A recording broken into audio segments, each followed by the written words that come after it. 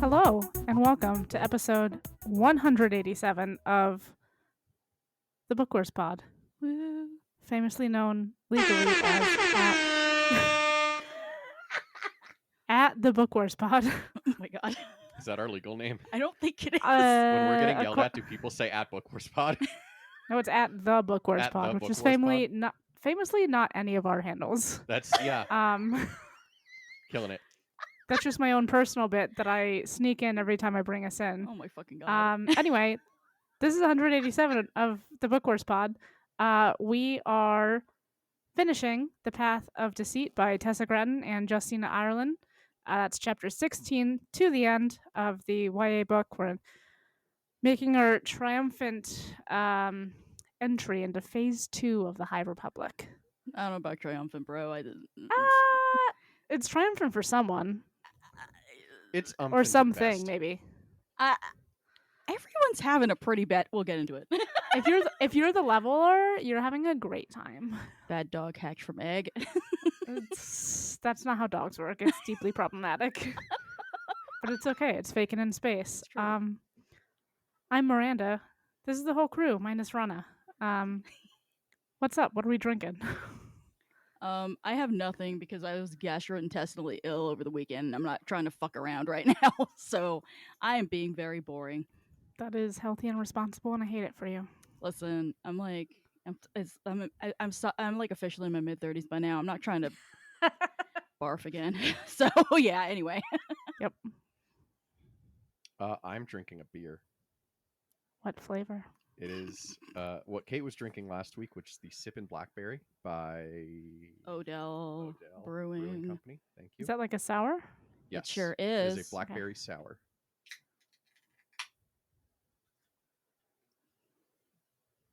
Cool. Good story, guys. Devin, do you have anything, or are you also being responsible? So I kind of have something. I went to the store yesterday and I got frozen fruit, which I like to put in water, and that fruit does have blackberry in it. So we're like blackberry twins right now. Hell yeah. One of those is significantly healthier than the other one. It's all fruit. Oh my gosh! I It's also the blackberry that matters. It's true. It's true. I also got refreshed my stock of frozen fruit, and I dropped a blueberry on the floor the other day, and Flix went fucking nuts because she will eat anything, but she also really loves ice. So she was just like, "Holy shit, this ice is tasty!" I was just like, "Oh my god!" She just ate it and then just immediately started jumping and spinning around I just want to be that happy. I just want to be that happy. Why does the ice taste like juice? Yes. But then we gave her a frozen slice of cucumber yesterday, and she That was is like, different. I hate this. She spat that thing back on the floor. I've never seen her do that before. She will actually eat almost anything except apparently fucking cucumbers. It was really good though because she would pick it up, hold it in her mouth, and walk around in a circle, and then be like, "And I'm done." Blech. To be fair, frozen cucumber sounds like basically plain ice. Yeah, it's except weird plain ice. slightly grass flavored. Yeah, which is weird because she loves eating grass. As I'm always yelling at her about that. It's fine. It's whatever. It's true. It is all her favorite things. And yet, life is a rich tapestry.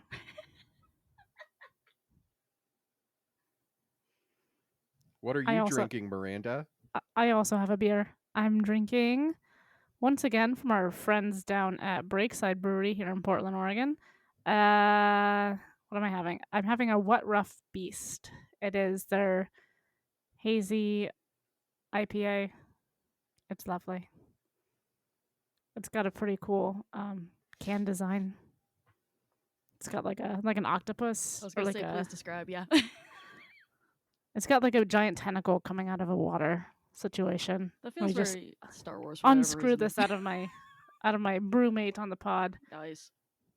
Yeah, like a giant tentacle. I can take a picture for the Instagram. Oh yeah. It's pretty cool. He lives in the It's a really good beer. It's won lots of awards. And who doesn't love a hazy? It's true. Even I enjoy a hazy, and I fucking hate IPAs. Oh. All right. Well, we are like half and half on interesting beverages, so that's par for the course. Do you have like water or anything, or are you just like raw? I don't know. I got like a fifth of a fucking bottle of water here. I'm like doing whatever. Sure. Hydration. Yes, or something.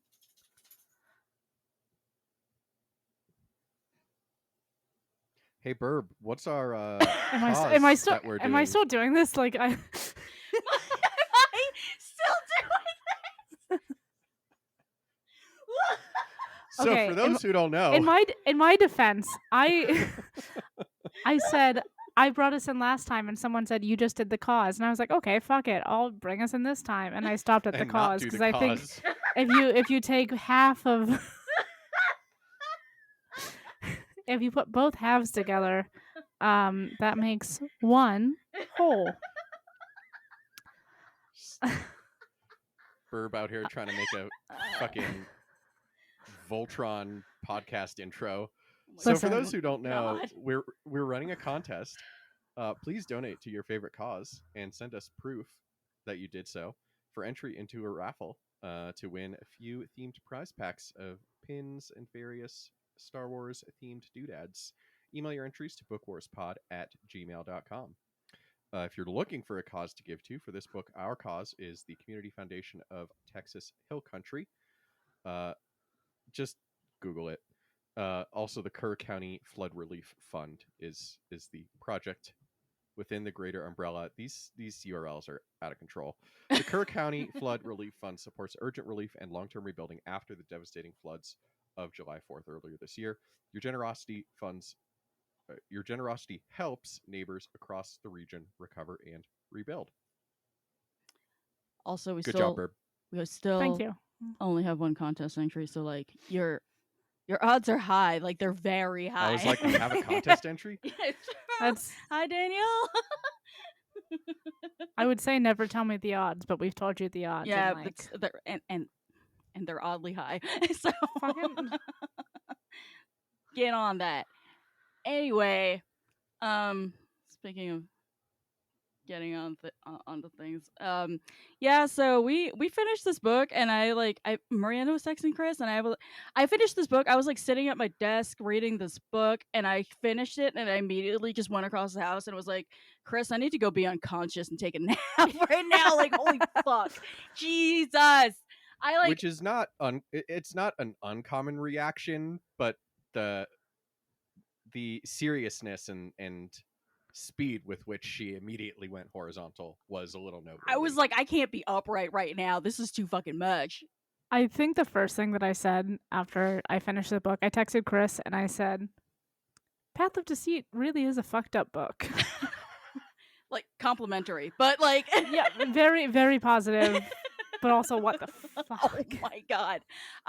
All right. So, yeah, Jesus. I was not.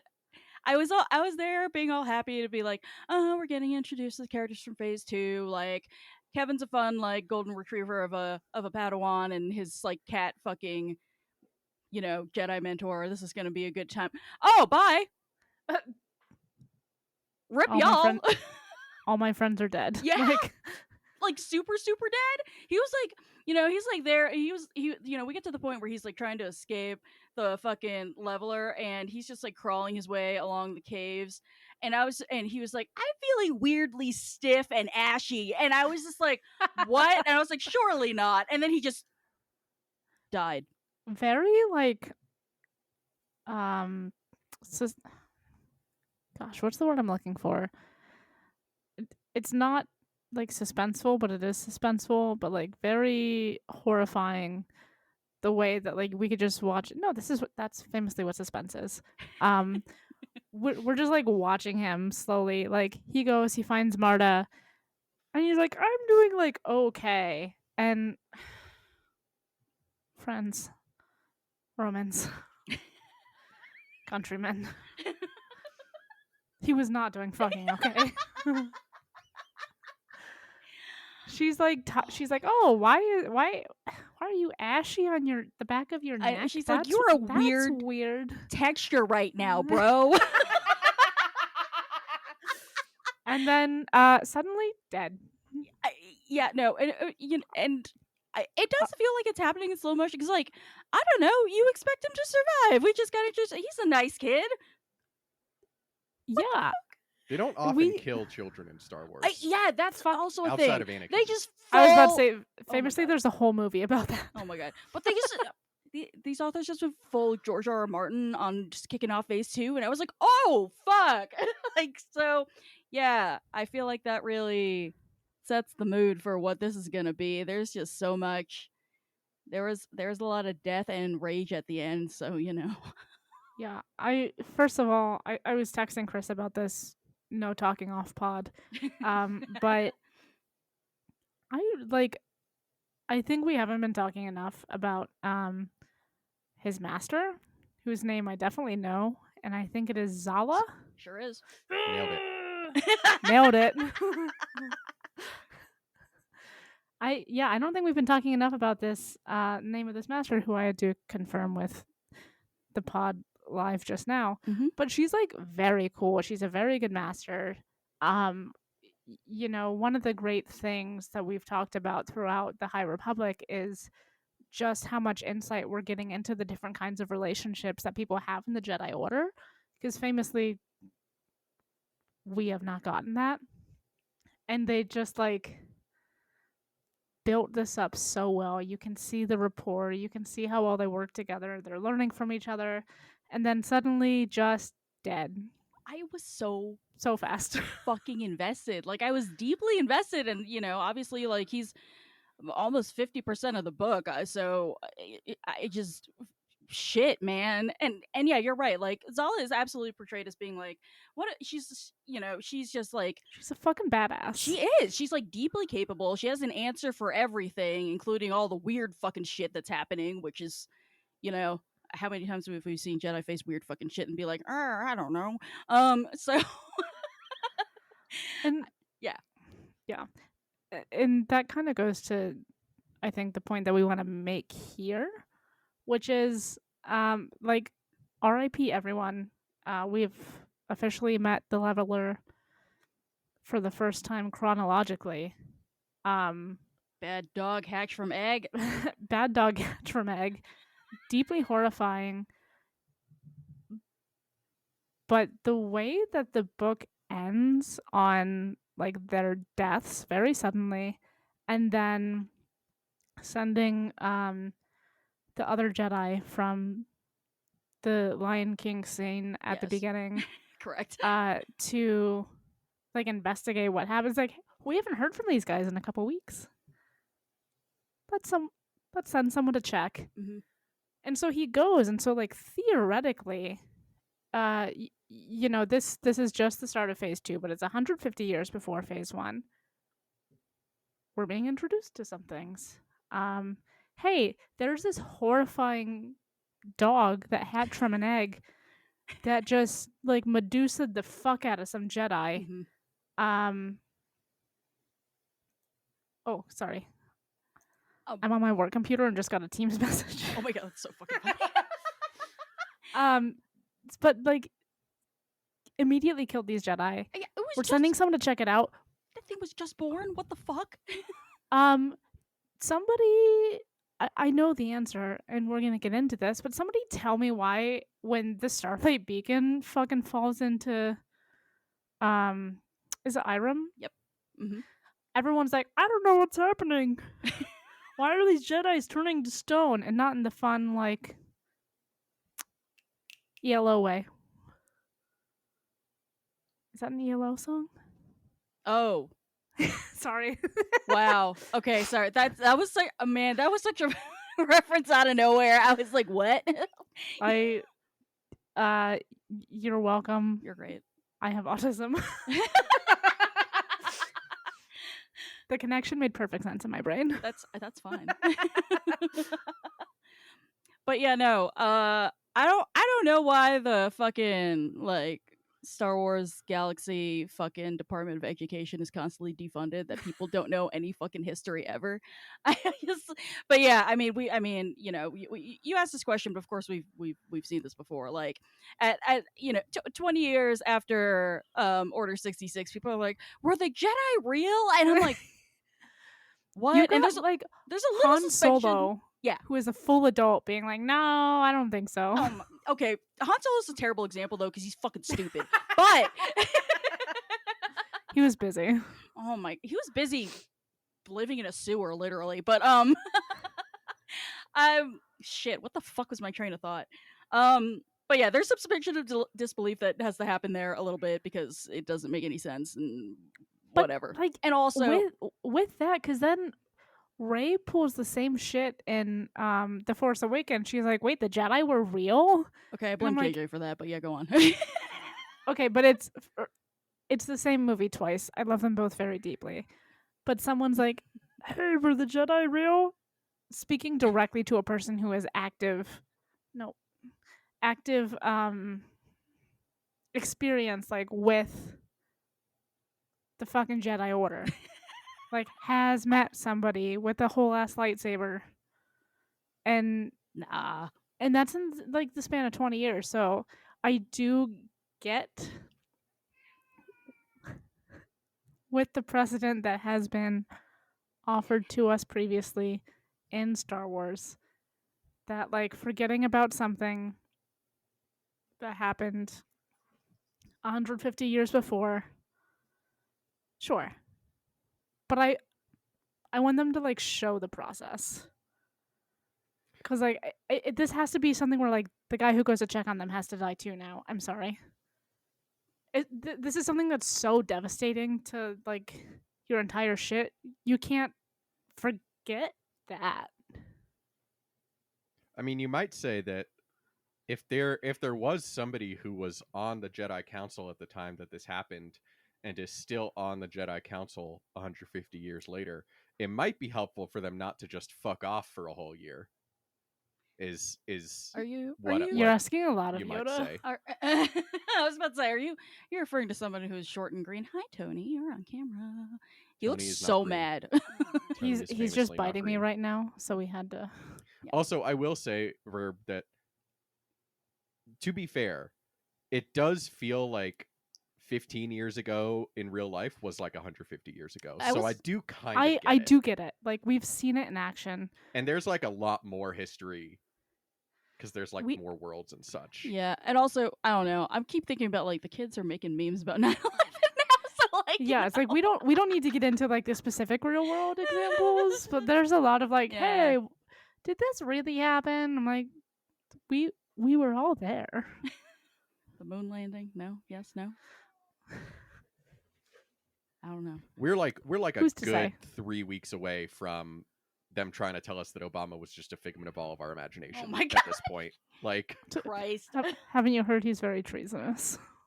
He does hate ketchup. he's a treasonous figment, to be sure. He did wear that tan suit that one time. He So. hates ketchup. Fucking Chicago. I'm for real. He hates ketchup. It's, Anyway. it's Don't Chicago dogs have ketchup on them? no. No. What? Do they not? What I don't the- know. I don't fucking. Baby girl. That's their whole fucking thing, is that they don't have cat. Do they not? I What? don't know. It's a hot dog. Can you believe I live with this man? Listen, I famously don't like Chicago dogs because I don't like pickles. So Because he's a bad Jew. this is correct. Mm-hmm. I was like, I don't like pickles either, but Yeah, but that's has no I'm- bearing on your person, you know? I'm not Jewish. Anyway, listen, I found out recently that Obama hates ketchup, and I just don't understand how he, like, grew up in Hawaii, because there's ketchup in goddamn everything, because they just borrowed so many, like, you know. Non-perishables. Yes, exactly. I mean, that's probably why he hates it, to be fair.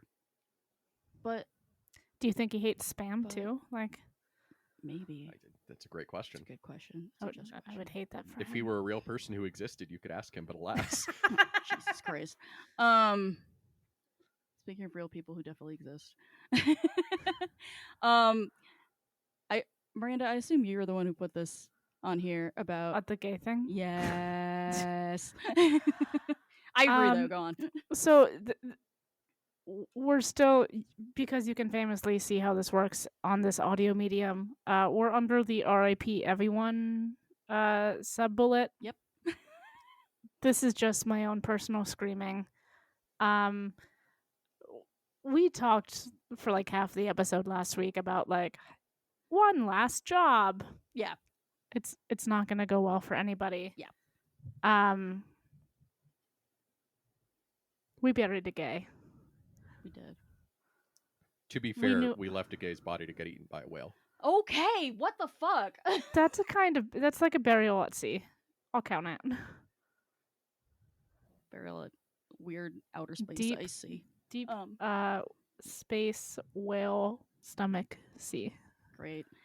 No, I also had the same. I was like, I really thought Yana was gonna be the one who died, honestly, Oh because. no, it was always gonna be Core. Oh, okay. Well, I she was just, yeah. she was too good for this world. Yeah, that's fair. She, as soon as it was like Yana's gonna leave, I was like, oh, Core's, especially like when they started pulling the one last job stuff, I was like, Core's gonna die.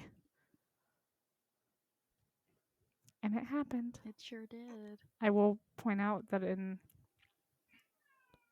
last week's episode, I did say I'm deeply worried about what's about to happen to these two soft queer ladies. No, I hear it. I hear it. I will say, oh my gosh, Tony's back. Sorry. I know. I get the sense that Tessa Gratton wrote Yana's chapters just based on the writing style. We read so much Justina Ireland in Phase 1.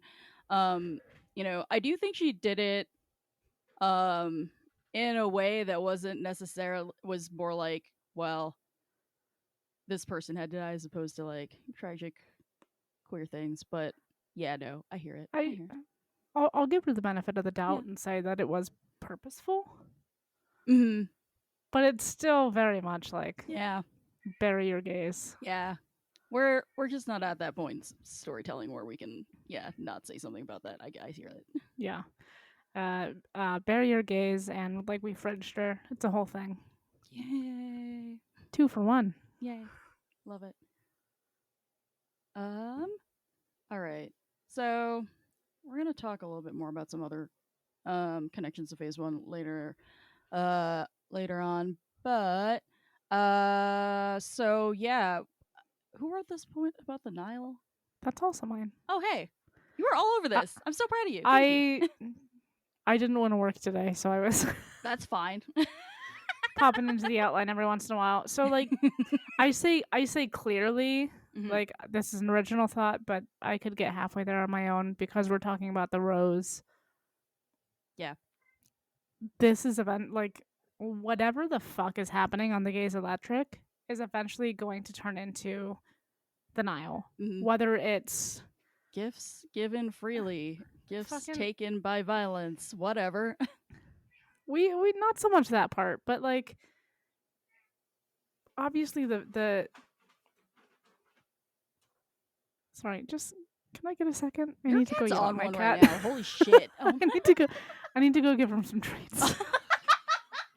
Just to piggyback off of Miranda's point, where she definitely did not just leave the pod in case we edit that out, She's quitting the pod. or we don't edit that out, and I'm just giving background for no reason.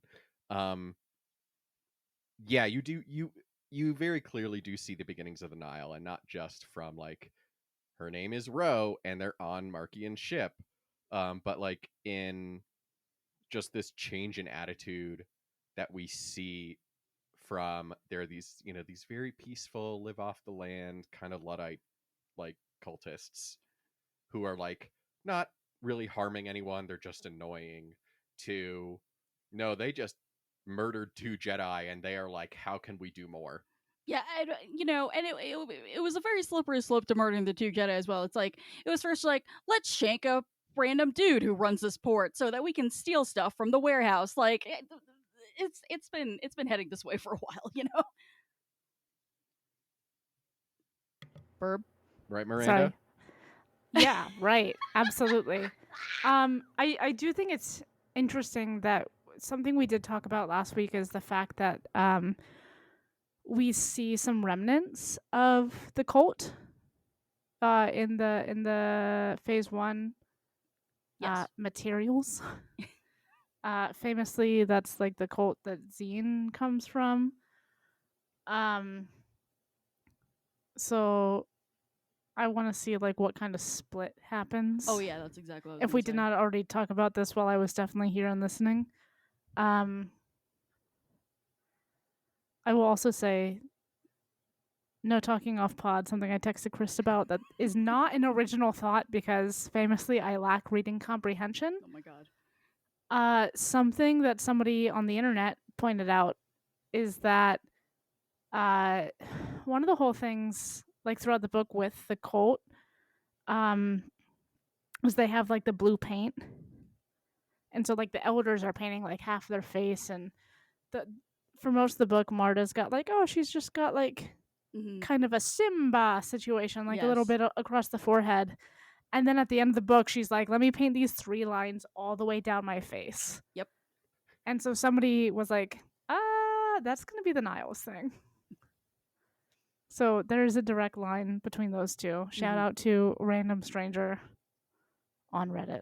Who definitely listens to this podcast. Yeah, and knows who Who's a- they are. Who's a better reader than I am. Oh Shit. my gosh. And I think, one other thing that we saw in Light of the Jedi, the very first book of the High Republic, was there was kind of this like moment of the Nile raid, whatever that planet is on, and then they're like, oh shit, Jedi. And then at the end, Marky and Ro is like, no, I sent them there because I wanted a Jedi. I wanted to capture a Jedi.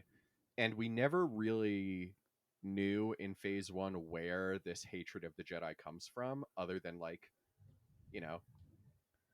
they're helping people. I am a bad person, therefore they suck, which is like very like common villain motivation. Mm-hmm. But like now we are starting to see like, oh, his ancestor had personal experience with the Jedi, and we are already seeing her not react well to Kevin's death. This might be a Miranda doesn't know how to read kind of thing, but based on how this book unfolded, I was kind of surprised that we didn't see like more active hatred of the Jedi specifically. Like From who?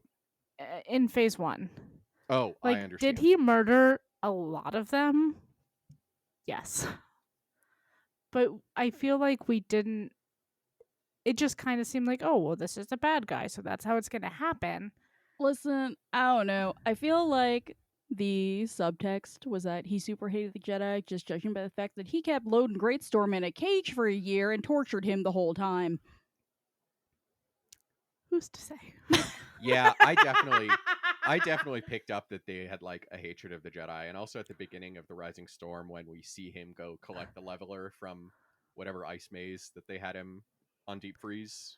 So it's just me. Good where he and cool. his aunt, cousin, whoever he was talking to, but who led them there, the was Sunshine very much equivalent. Like, this is, we will get our revenge on the Jedi, some such. So it was definitely something that was seeded, but we're now starting to discover where that kind of like generational hatred comes from. Yeah, also, it's not like the Jedi aren't going to send people after them for crispifying their people. Like, I mean, based on the phase 1, I don't know about that.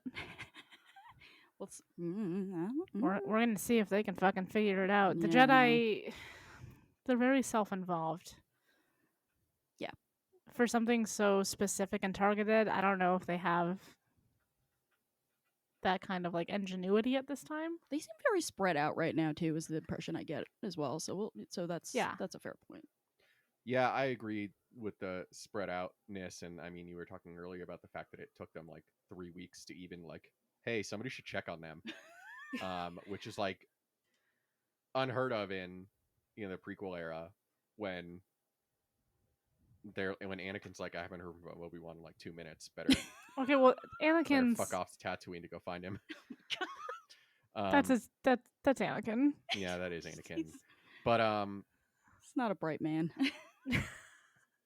But yeah, it's definitely like, I think also the fact that you see in phase 1 too that they just have so much trouble even like understanding on a basic level what even happened to Loden. On a basic leveler. Yeah. A Fucking. And then, like, they slowly kind of get a sense of it as we go through phase 1, because what are their fucking names? Tarek and Carrot. yes. Like, they get crispy, and then people start getting crispy on the Starlight Beacon. Like, they're eventually getting there. But knowing now that they've had this information for 150 years, It is a little nuts. It is a little. it's like, okay, Yeah. we could have written that down. Yeah. On the one hand, yes. On the other hand, like, something so terrible that can just, like, basically, like, eat the Force does seem like a thing out of, like, Deeply legend. yeah. Yeah. Like, exactly. that's straight up Slenderman. Yeah. Right. I mean, honestly, yeah. It also feels like something that, like, if you were a Jedi, you would absolutely not want anyone talking about this, because it's so Yes. uniquely dangerous to you and your way of life that you would not want anybody to get ideas of, like, hey, how did this happen? God. Like, where did But these surely you could- dogs come from? You could put that in, like, the secret section of the library. I mean, how do we know they didn't? We have not gone into the Okay. library. Well, nobody's In been phase fucking 1. reading, I guess. That's Reeth's been off Coruscant. I was- Who else I was knows about how to to say read? there was I was gonna somebody was say. definitely in the library. Yeah, no, I There don't was know. an autistic child in a library. I was gonna say, Sweet Baby Boy would have gotten into the shredded section if he had known how to. Also, sorry if you hear weird noises in the background. The chinchilla is chewing a piece of wood. But yeah, and we also see, like, the Jedi also have a bad habit of going to encountering struggles that, like, challenge them and not Learning wanting nothing? to talk about it. Like, and that's both internally and externally. Like, we see, think about in Attack of the Clones how they're like, hey, maybe we should inform the Senate that, you know, our ability to see the future through the Force is compromised. And Yoda's like, or not, I was gonna say, because then fucking people will plot against us. extremely blame Yoda for all of this, okay? Never once has that motherfucker learned from any of his life experiences. Holy shit. Yeah. Which is why he Can went I- crazy. Can Probably. I do a quick sidebar? I do trivia at my local brewery. You may have heard of it.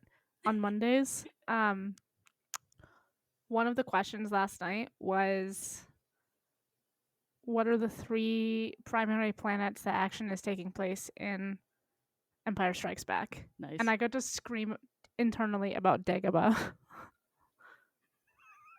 Fuck Yoda. I'm so Yo- happy for you. The one time he had to face any of the consequences of his actions, he was just like, Guess I'll what die." If I what if I died right now?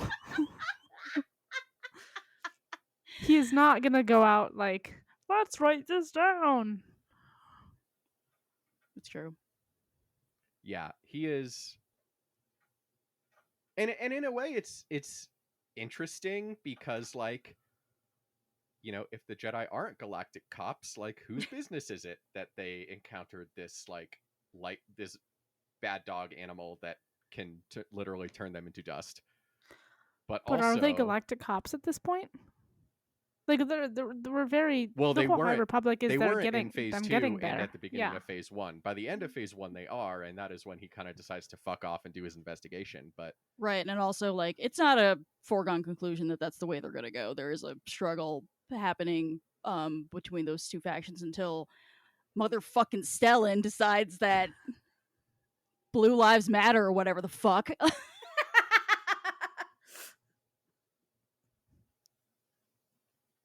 Never forget. I hate that man. fucking Stellan blue lightsabers matter. Oh Geos. fuck. His lightsaber is blue. His lightsaber is blue. Why Okay, would you but say that? So is Zala's. So we're gonna be okay about blue lightsabers today. I mean, listen, nobody's perfect, you know. All right. there's only so many colors of lightsabers you can have. Unless you're I don't know. Jedi Fallen Order told me there's more than you would think. I mean, we're seeing a whole lot of fun colors in the High Republic as well. So I don't know. I mean, there's a lot of yellow, which I love. 'cause I Yeah. too played Knights of the Old Republic. Mhm. But yeah, and anyway, to finish my point that I sidetracked myself on about Yoda, like there is an argument, and listen, Yoda does not deserve the benefit of the doubt at this point of what we've seen of his life experience, but there is an argument to be made that like why would it need to be like a government issue that all of this happened to the Jedi, and we already decided that we don't talk about this, which again, questionable decision in and of itself, but if that's the decision that we made, then it kind of makes sense that nobody really remembers it. This is what happens when you don't fund a library consortium, and no one can access each other's archives. The thing about the leveler too, we obviously see, like, in phase 1, Mark Yonro is very much like, I'm going to use it to kill Jedi. I am deeply curious as to how we get to that point. Like, clearly Marta's like a zealot. We'll talk about this later. Well, Miranda, we have a whole phase of books to go through. Well, fucking, I know that. I'm interested to see how it happens. I can't wait for the rest of the High Republic. These stupid fucking Star Wars books. welcome to Nerd Book Club. But like, we understand that the path of the open hand and the Jedi do not agree on how to live in harmony with the Force. And while Marta and Kevmo had like very different views on the Force, like they were gay for each other. Like they were very close. They touched mouths. They famously did touch mouths. And when Kevin like gets yeeted by the fucking let me turn you into a statue dog, that radicalizes her. And it's not in the direction that I would have guessed. Like she's in love with this teenager and he dies and she's like, well, guess I was right the whole time. Which is deeply cynical. Yeah, I want to talk about that in like a few minutes, but I mean, I would say it's the opposite of cynical, because it's just the fact that she is such a true believer that she like sees this happen and she really is like, this is the Force fighting back against abuse. Like she is, of all of them, the most true believer of. Yeah, we're gonna talk about that in a minute. Are we? Yeah. Is it this one that's the next point on the outline? No. Okay. Yeah, cynical might not be the word I was looking for, but I'm cynical. I'm like, what is teenagers falling in love for anyway? Making like dramatic decisions based on hormones. Correct. They were fighting the whole time about it, but I was like, why aren't you like, you're kind of sad, but why aren't you sad about this? If something that traumatic happened to me, and maybe it's just because like I am not in a fucking cult. I was about to say because you're not brainwashed. We're gonna talk about this in a minute, guys. I would be like, I don't know about this.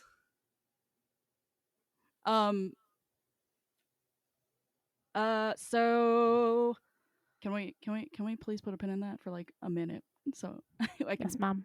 Thank you. Holy fucking shit.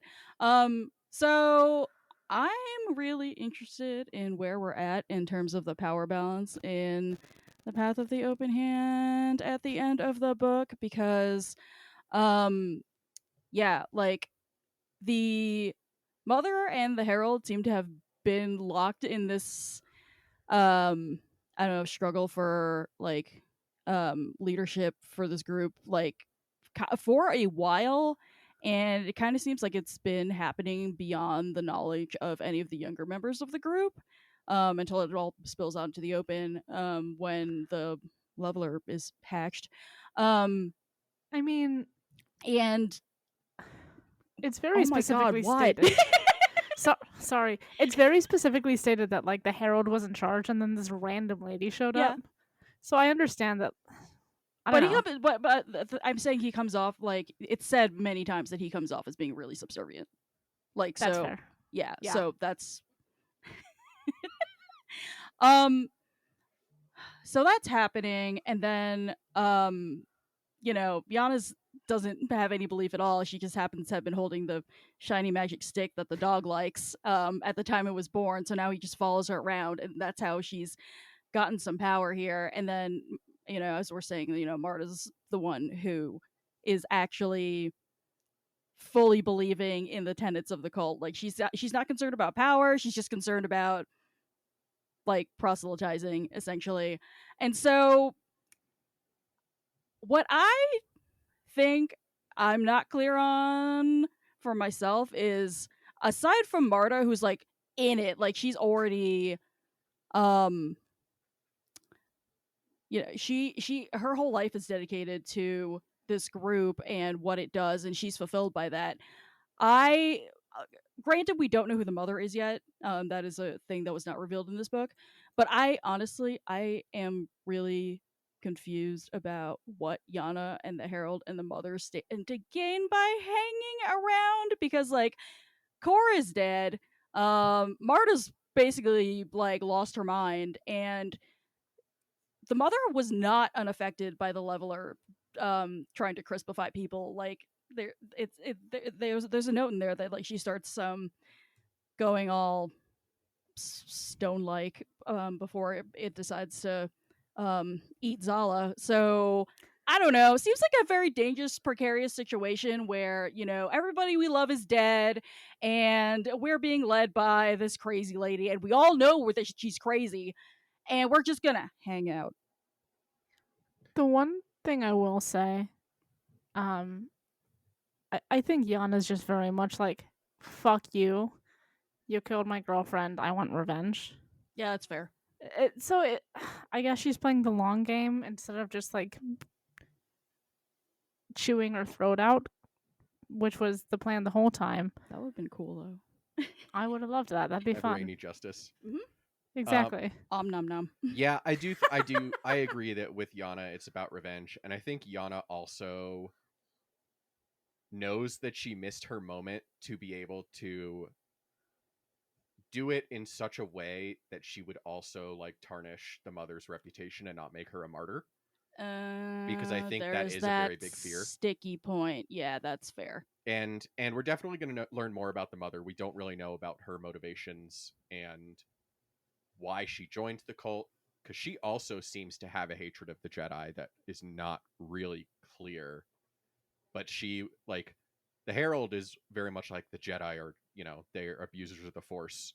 And the mother seems to be like, fuck the Jedi. Oh yeah, they're also abusers of the Force. So, which is like a subtle but important distinction, I would say. She's just using the cult as a means to an end. That's true. I think that is heavily implied at this point. And I think for the Herald, I mean, I think he kind of just like he's just a little broken. Like I think he found out that Cora is dead and something just kind of like snapped in his mind and he doesn't know what to do about it, especially since his wife, who is now the only living being who he cares about, is still heavily reliant on the mother for medicine. Because I think another thing that I think you can read between the lines and figure out is that whoever these, you know, lovely benefactors of the cult are, they don't seem to care about the cult. They seem to care about the mother. Mm-hmm. And so I think he knows that, much like Yana, that they need to like find their moment. And now, is he correct about that? Could they have just outed her as killing Core the whole time? Maybe, if he had lent his voice to it. So I don't know if he's correct in that, but to me that's kind of what I'm getting from him at this point. I mean, I think that point kind of depends on what the mother has like brought to the cult, because based on what we've seen in this book, with those kind benefactors, they're just living kind of off the land. A gift given freely, like they've got Mhm. nothing Yeah. if they don't have those benefactors, which is fine, and they seem to be doing well that way. And I do wonder how much of the Herald sticking around is just like, this is where my stuff is. Like that's just what he knows. I think it was Yeah. implied a lot throughout the book that they've, or at least Core was like born into this, so the Herald and his wife have been there for a very long time. Yeah, I think that's super fair as well. And I'd also say that, like, you know, we know that the Herald had power before the Mother came.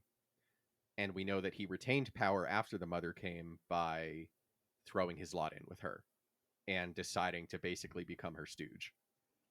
And This poor man. yeah, and we know that some of the, like, the elders don't all love the Mother, but also it's hard to argue with results when you go from this, like, barely scraping by cult to this, like, allegedly barely scraping by, but also all this food and medicine comes out of nowhere. So I would say for him, it's just that, like, having that power is all he's ever really known, and he doesn't know who he would be without it. And so the only thing that he knows how to do is figure out how to get it back. I do love let me team up with my dead girlfriend's dad who kind of hates me for revenge. I did enjoy that aspect of it. Like the enemy of my enemy is happening there on both sides. The enemy of my enemy is my father-in-law. Oh jeez. I was gonna say something, but it's not nearly as funny as that. So All right. Fucking Jesus Christ. The point the that I was Mother. nice. I got it. Thank you. Nice. The point that I wanted to get to where I was just like, can we slot this under here? And y'all were like, no, I don't want to. And I'm like, all right, white people go off. So I'm interested, and this is me having a religious upbringing showing, and me having a religious upbringing and not doing that shit no more showing. But I do think there's some interesting stuff here happening with like faith and belief and zealotry. So if we define faith as like believing in something without proof of its existence, like I feel like Marta kind of goes through like these 3 stages of being brainwashed by a cult where she's just like, I have faith that like our way of living with the force is correct, and then she thinks she's seen proof that that this is how the force operates because Kevin dies, because she's literally sitting there holding his like lumpy like stiff body and being like, I tried to tell you that you can't just float flowers with the force and not expect to die. And that is what kind of happened. And Chris, you were saying, and the Herald and Yano constantly are calling Marta like the one really like true believer amongst the cult. And then because she has her belief so solidified, I think we're seeing the point at which it turns into zealotry, which I would call like belief without room for anybody else's beliefs. So yeah, there's a lot going on there. Her character arc over the course of this book, which was frankly not very long for Jesus, or not Jesus, whatever. The Mother. Yes, that. All right, what do y'all want to say that you couldn't fucking wait? No, I mean, I think you nailed it. It's that. Yeah, I know. Jesus. Which is why I was like, wait. Shit. I think that Marta is such a believer that she just has a completely different frame of reference, which is why like her reaction doesn't necessarily make like sense to us. But I mean, if you look at like, she's brainwashed. Exactly, yeah, like you look at religions and cults throughout history, like the use of like unscrupulous leaders taking events and saying that they are, the result of divine will, but also the people believing that and coming to that conclusion themselves is like, that's a very long list throughout history of that happening. And I think that Marta is like honestly very quickly becoming the most dangerous of all the different factions within the path, because she is the one that is probably the hardest to get on your side if you don't already have her, because she is the one who is probably least willing to compromise. Like, we've already seen the Herald compromise pretty much everything, including like, this woman killed my daughter, but it's not time for me to rip her throat out yet, so I'm not gonna. The mother increasingly just seems like a scam artist. And, The- you know, we're gonna get more about the mother and who she is and what her history is. But Marta is the one who, like, she very much sees the world as black and white at this point. And she saw this person who she loved die. And her immediate reaction is not, who would do this? But her immediate reaction is, well, guess you shouldn't have sinned. I don't know what to tell you, man. The thing with this too is that I think especially in the second half of the book, people say over and over again, like, how much people look up to Marta and they follow Marta. I think what I assume would be a big thing moving forward in her arc is the fact that she's been in charge of the children. Oh yeah, no, I was And- thinking about that, and I was like, oh shit. It's a lot easier to brainwash children than adults. It sure is. And so if she's been looking after them for, you know, who knows how long, things are I can see how whatever situation, I'm assuming there's some kind of like splintering of the group in the future, but like you can see just how they kind of get to the point where like it's this deeply zealous group that eventually does become the Nile. Yes. Yeah, for sure. One thing I want to throw out there is that, so I haven't on my to read my never ending to read list is Cultish, which is a book that came out a few years ago, and the author's name escapes me now. But one thing I was reading an interview with her, and one thing she said that I thought was really interesting is that the people who are most susceptible to joining cults are not people who are uneducated or, you know, people who are stupid. It's people who are optimistic and idealistic, and I think Marta kind of fits that to a T. Like, you know, if you are a good person and you're told that using the Force is going to cause harm to somebody else, like, yeah, that's a horrifying thing for you. And I can totally understand why she kind of just like decides to lean into that when she thinks she has the evidence of that process like literally right in her hands. So yeah, I didn't necessarily find her reaction incongruous. I think that for people who grow up in these belief systems, especially when it's a high control group and that's pretty much all who your friends are, like, that's a very easy thing to just fall back on and double down on and do, like, decide to just like go really fucking hard. I think I just wanted to have more faith in her.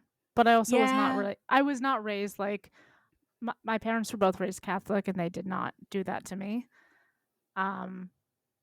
Lucky you.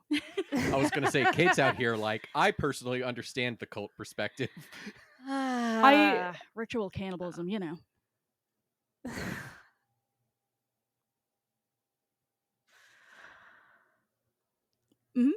Happy Pride. No, I know what you mean though, because like, you know, like we want to see in Marta what Kevmo sees in Marta, you know, which are all the lovely good things about her and how Mhm. thoughtful and caring she is, and yeah, And she does have those qualities. yes, And Devin. I think that's sorry. No, you can finish. I just have a clarifying question. I was just agreeing with Kate. Kevmo sees good things. Is this person's name Kevmo? Yes, Yes. Is We're this like shorthand or is No. it just Kevmo? No, it's Okay. Kevmo. We're just calling him Kevin. We 'cause keep it's calling fun. him Kevin Gotcha. because it's Kevin. Okay. I was like, oh, is it like Kevin Montana or something? Nope. Just shortening it to Kevmo, but Nope. all right. Yeah, okay. Okay, but also canonically, Kevin Montana. Well, Kevin Montana Zinc. Oh my god. This kid's name is Kevmo Zink. I love Star Wars, etc. excellent. Thank you. Happy Pride. Definitely a top 5 Star Wars name. Oh man, it's pretty good. It's pretty good. And then he died. He died, Happy Pride. Yes. just like Yeet. Oh. Why would you do that? Pouring a little out for Yeet. What the fuck? It's speaking of fucked up shit. Anybody? Do we have more things to say about this point about Marta becoming an absolute fanatic? I just want to say I really like your point about we want to see Marta the way Kevin sees. now I'm off.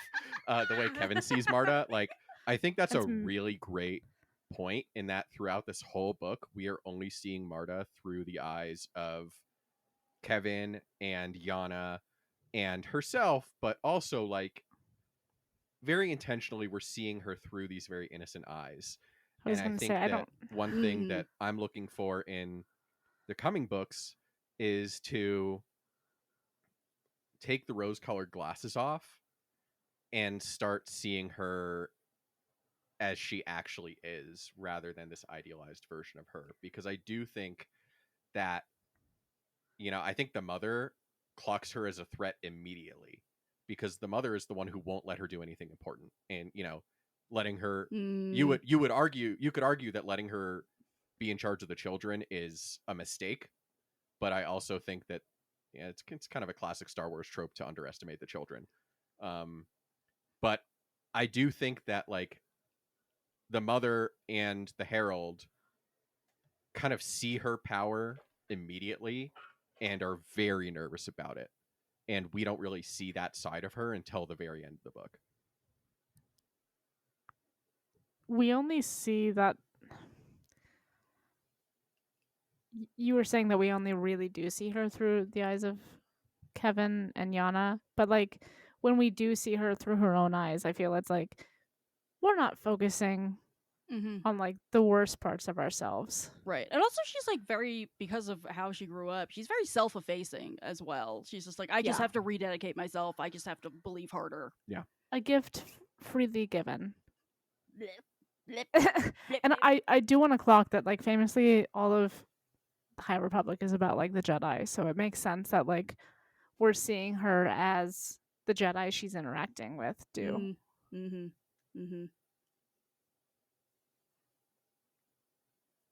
Other things. As a That's all right. sidebar, I really love that, there were very few human point of view characters in this. I think Sunshine's the only one. And I just really love how the authors leaned into the other point of view characters like being aliens. Oftentimes they reference like the Everani characters have this thing where they're like, if they're displeased or they're like relishing something, they like click their sharp fucking teeth, and I'm like, I love that. That's creepy. Do more. I love how it's like very clear how weird it is to see them do what we would consider like a regular smile. It's always like they're baring their teeth. Yes. Which they specifically file into sharp little points. It's predator shit. For like you they're better ready know to them. kill. Yeah. Except they don't rip the throat out of the mother like they should. Which is interesting as a side note, and I'm actually not going anywhere with it. I just find it interesting because we also see Twi'leks do that, Yes. and so it's not like it's unique to Everani, but Yeah, just- but it's the file- highlighted. yeah, Is that the filing? Yeah. Yes. Okay. Yes. But the clicking, the like, it's about the chomping motion, bro. Yeah. All right. Wrapping up with just I forgot to do this point, but maybe we'll do it later. wait, I'll just say we'll I'm have plenty of time to Okay. talk about it. Don't worry. I'm interested in seeing how it goes throughout phase 2 and maybe the rest. About this is an introduction to like other deeply religious views of the Force, and Yes. so we're talking about the Jedi. We're talking about Yes. Path of the Open Hand. We Right. mentioned the Guardians of the Wills. Like, Yes. I'm excited for it. We're the question, because this is a very visual medium, on the outline was I wanted to discuss a little bit about the various force groups that sit on the, what the fuck is it called, that thing, the group on Jeddah, convocation. Covenant. The convocation, Contingent yeah. convocations. Okay, thank you. Convocation. These are words. Yes, exactly. But yeah, no, the representatives from the different groups, including the Jedi and the Guardians and the Church of the Force, which, you know, was vaguely hinted at, and then JJ was like, I don't care to explain this, so I would love to see more of that. All right, just very small things that I noticed. We're talking about connections between this and Phase 1 and how things evolve from this time period to the other one. So Marta takes Kevin's lightsaber. I believe Markian Ro is still in possession of it, and I think that's what he uses to cut Loden Greatstorm's Leku off. Don't quote me on that though. I was also thinking about this. I think he uses Loden's lightsaber. They're both yellow. So, I know, that's the problem. So that was, yeah, I thought I was right, but maybe I'm not. Somebody fact check me on this. I don't think you're necessarily wrong. About him still having I it. swear to God, he just randomly has a lightsaber at No, some point, I and think it's you're not right. Loden's. I think you're right. It's I like think a random. I think he has another lightsaber. Okay. I don't know what specifically he uses to torture Loden, but I do agree that he Yeah. has another lightsaber. We see a little bit of the Graph's weird little winter garden thing that they have. I think we stop off there at some point in one of the YA books that whose title I can't remember, but Justina wrote it. Out Is of the that- shadows, is that- I Thank you. believe. Is that when we're trying to learn about like hyperspace travel? Yes. Mhm, Okay. mhm, mhm. And of course we have weird bad dog hatch from egg. Hoop called it the Levelito. Oh, not me. I didn't. There's no the written. His name is just Levelito. Oh my fucking god. Because he's a baby. Who put magic stick in reference to one of the rods? Jesus Christ. It's Well, what it is. I man. didn't write shiny stick, That was me. but then I followed it up with Markian has the magic stick. I called it a magic rod. Oh my god. This is wowie. wowie, wowie, wowie, wowie, wowie. Anyway. On that glorious note. Mm-hmm. Can I say, Yeah. speaking of the leveler, I know we gotta wrap it up, but at one point in at the end of the book, when everyone's dying from the fucking leveler, it's like it impacted Kevin less than Zala, and it was very specifically stated that like folks who are stronger in the Force feel it more strongly. Yes. And so I would love to like revisit that in Phase 1 and then also see how that impacts everyone moving forward. Whether or not we remember yes. what the fuck happens with the levelers. Right, right. Oh, I skimmed over this point very quickly, and I apologize to you because, like, I wasn't clocking that you were talking about, like, degree to which it eats you based on force ability. That is such a good point. So sorry, One in my a eyes row. went right over it because I can't read.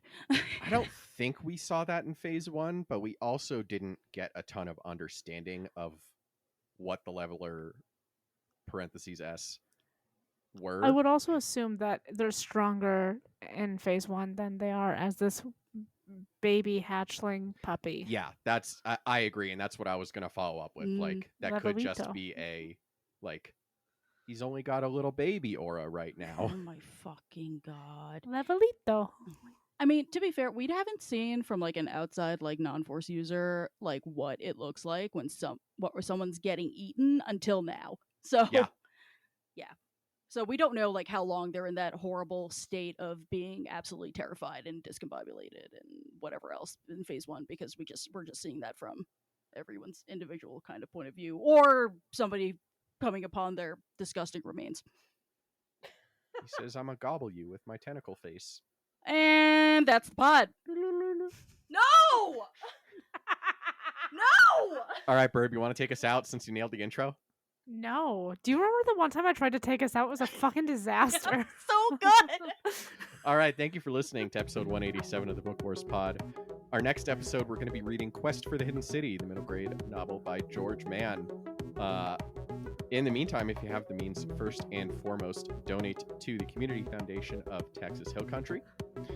And if you do donate, be sure to get your raffle entry in for whenever, well, it says whenever we finish this book, which we have done, but I think we're extending it in the hopes that we get plural entries. Yeah, we are.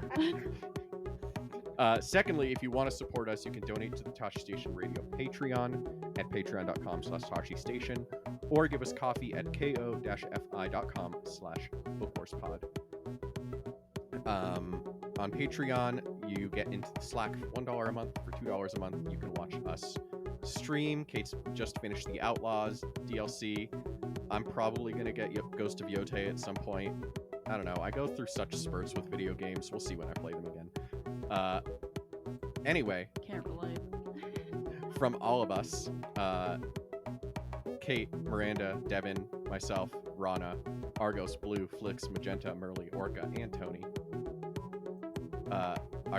I skipped over the whole credit. See, are you sure you wouldn't be I was better at about this, to Burp? say, you started going in, I was like, you fucked it, bro. Our theme song is Whiz Bang by La Poddington Bear. Our logo and artwork are by Joby Terror Design, and audio and production are done.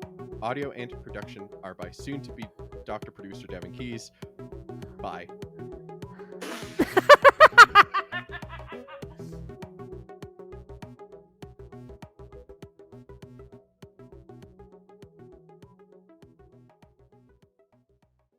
And I'm done. Blech.